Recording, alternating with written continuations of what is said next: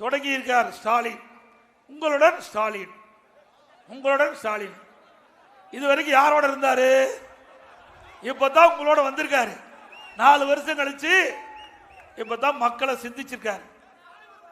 இப்படி ஒரு பொம்மை முதலமைச்சர் ஆண்டா நாட்டு மக்களுக்கு என்ன நன்மை கிடைக்கும்?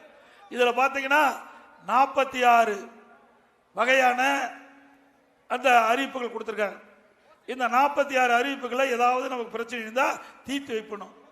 ஏற்கனவே எதிர்கட்சி தலைவராக இருந்து திரு ஸ்டாலின் ஊர் ஊரா போய்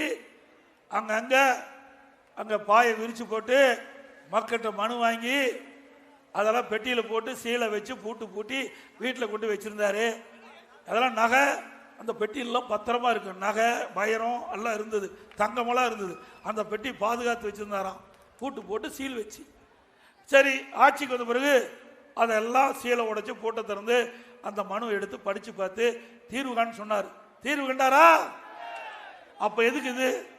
நீ தீர்வு கண்டிருந்தா இந்த மக்களுடைய பிரச்சனை தீர்த்திருக்கும்ல. ஆக நாட்டு மக்களை ஏமாப்புதிலே 1ஆம் நம்பர் முதலமைச்சர் இன்றைய முதலமைச்சர் ஸ்டாலின் அவர். மக்களை பற்றி கவலைப்படாத முதலமைச்சர். எப்பொழுதும் வீட்டு மக்களை சிந்தித்து அவர்களுக்கு என்ன வேணும், ஒரே ஒரு சாதனை படைச்சிருக்கார் ஸ்டாலின். அவருடைய மகனை எம்எல்ஏ ஆக்கினார், அமைச்சர் ஆக்கினார், துணை முதலமைச்சர் ஆக்கினார். இதுதான் ஸ்டாலினுடைய 4 ஆண்டு கால ஆட்சி சாதனை.